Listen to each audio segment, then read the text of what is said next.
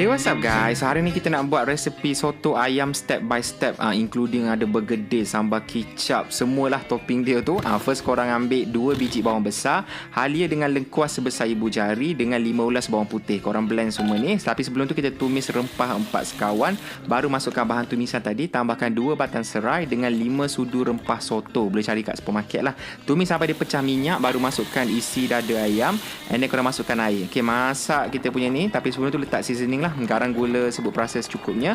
Bila ayam dah masak, boleh bawa keluar, and then korang carik-carikkan dia jadikan topping. Okey, kuah tu pula sambung masak sampai pekat cantik macam ni lah. Okey, next bergedil, korang ambil 10 biji potato, ubi kentang saiz kecil je, and then korang goreng sampai dia golden brown macam ni, kemudian boleh lenyekkan. Nak senang pakai lesung, lagi senang lah. Masukkan white pepper dengan garam secukupnya, sambung lagi tumbuk-tumbuk, baru masukkan daun sup dengan bawang goreng, and then korang buat dia dalam bentuk bola macam ni. Lepas tu penyekkan sikit, bagi bentuk macam ni, celupkan dalam telur, lepas tu goreng dalam minyak panas. Goreng ni sekejap je tau, sebab ubi tu dah masak. Kita nak bagi dia garing golden brown macam ni, and boleh akad siap kita punya bergedil. Okay, next korang ambil 5 ulas bawang putih, 10 cili padi merah, 10 cili padi hijau dengan 2 lada besar, lada merah lah, and then korang goreng sampai dia layu. Lepas tu boleh blend dengan kicap manis. Kicap manis dia tak lebih sikit baru sedap lah.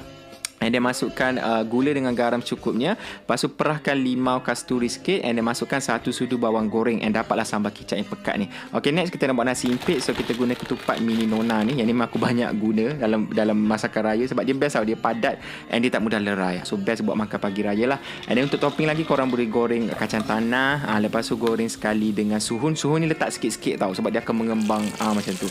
Risau tak muat periuk nanti. Lepas tu boleh letak tepi, and siap bolehlah kita platingkan kita punya bahan-bahan soto ni di pagi shower.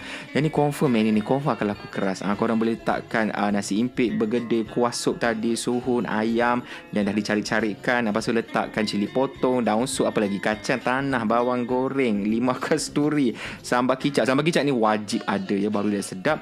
Tapi bergedil tu korang kena buat lebih. Yang tu confirm laku keras. Okay, so boleh try nanti. Selamat Hari Raya.